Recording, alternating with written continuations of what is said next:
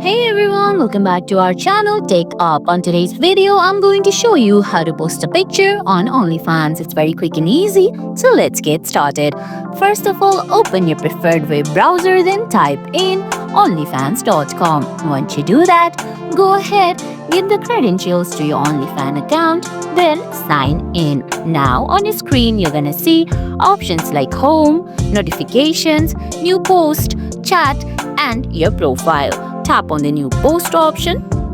Then you'll see options saying new post, compose a new post, then a bunch of icons like stats, gallery, and other text, etc. You're gonna have to go ahead and select the gallery option, select the photo from your gallery, then tap on post from the top right corner of your screen. And guys, that's it.